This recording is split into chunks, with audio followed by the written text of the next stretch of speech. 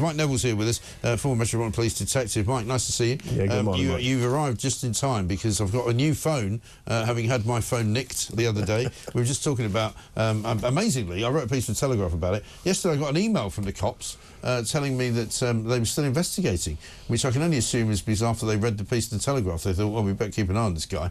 Because I can't believe they're still investigating. Why would they be investigating it? Exactly. I mean, there's some CCTV probably there, but they won't even recover that. The trouble is that 1% of thefts are solved. 1%. Yeah. So if you're a thief, you know you're going to get away with it 99 out of 100 Well, especially if you're fast moving on a moped. You know, this guy was gone. He was so good at what he did that he nicked it out of my hand without actually touching my hand.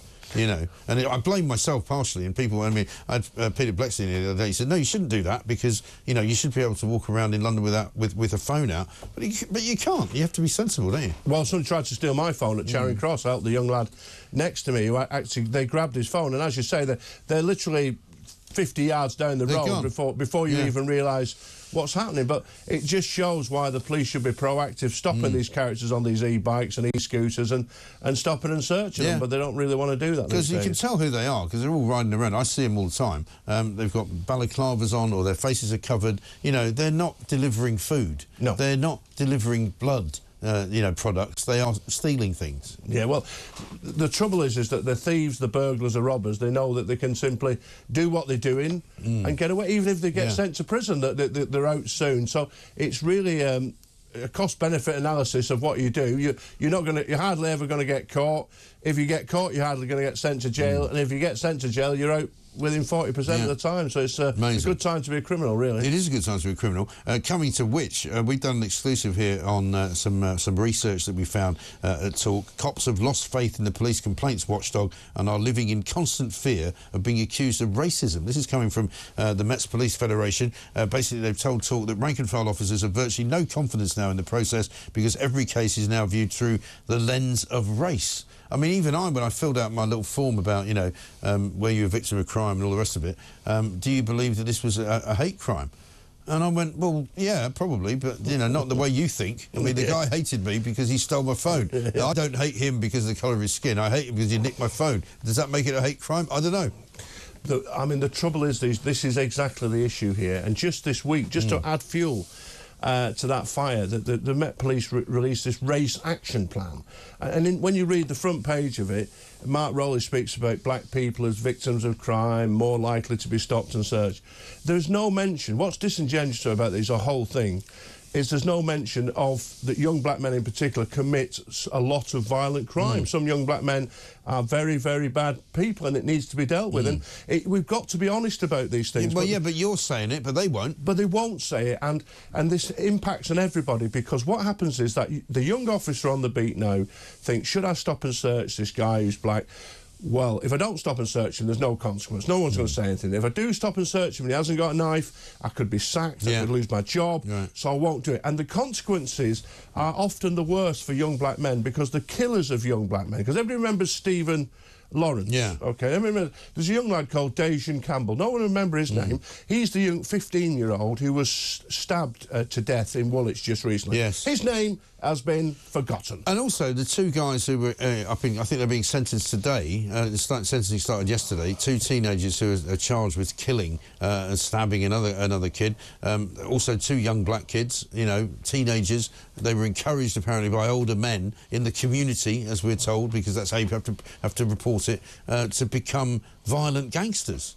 You know, nobody says anything. But it's just shocking. And as I say, the more this goes on, this new report, it's just more of the same.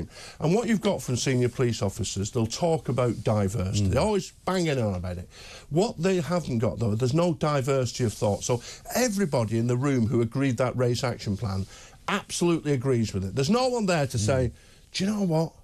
This is not quite right. Why haven't we mentioned these facts as well? But it's a bit like the lockdown scenario with government. When everybody sits in a room and everybody agrees, it's a really bad situation because you don't get other ideas. So they all sit with Mark Rowley and tell him, oh, the Emperor's clothes, oh, they're fine threads you're wearing, sir. No one's there to say, please, sir, this isn't right.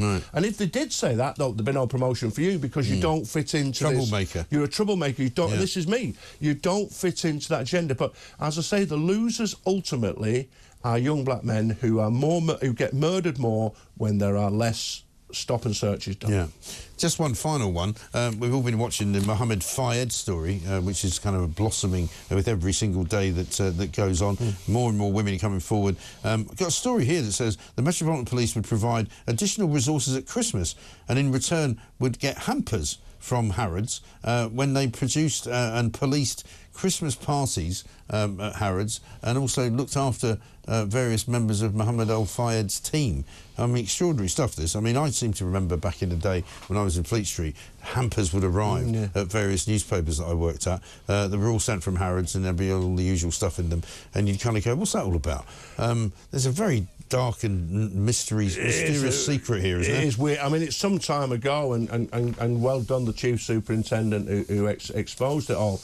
But it's like, just like with our political classes, anybody believes that you get something free and the person doesn't expect something in this return. is why we're talking about Keir Starmer and Lord Ali all the time. It's utterly naive, you know. So if you're getting hampers or free flats or whatever else you're getting, no one gives you that in the expectation, I'm just doing it for the good of my health. So Fayed expected you're something. You're going to get a call at some point and say, by the way, do you think you could help me out with this particular problem? Absolutely. You know, some woman's accused me of rape.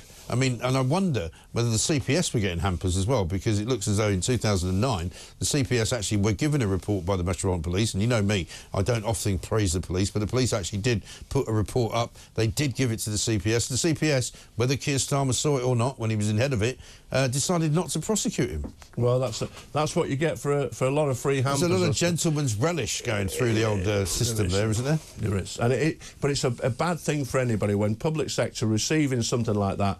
It just means that the service that you get and the service they get is two different things. You've not sent a hamper into the Met Police, so you didn't get a very good service when your phone got nicked. No. I mean, to be fair, I mean, the guy who I spoke to, who happened to be on the scene, was very nice, very polite, but completely hopeless. He might have just been a van driver. You know, he just said he was very sorry that I'd had my phone nicked. I was like, well, thanks very much. Well, what I don't understand is, get in the vehicle, sir, we're going to chase after... Yeah. The other thing with that, there's victim service there, that even if you don't get the phone back, you think, do you know what the old Bill did us? The nicest letter I ever received, I think, from a victim. I never caught the offender, but I showed him some witness albums. Oh, this is the guy. I arrested that person, put him on an ID parade. The chap didn't pick him out, but he could see the police aren't Sherlock Holmes, but at least they've done as much as they can, and that's what. And people go away then feeling happy and supportive of the police when they see that. Absolutely right. Well, I got a very nice email yesterday from the police, from somebody who apparently gave me a crime reference number, is from the Violence Suppression Unit.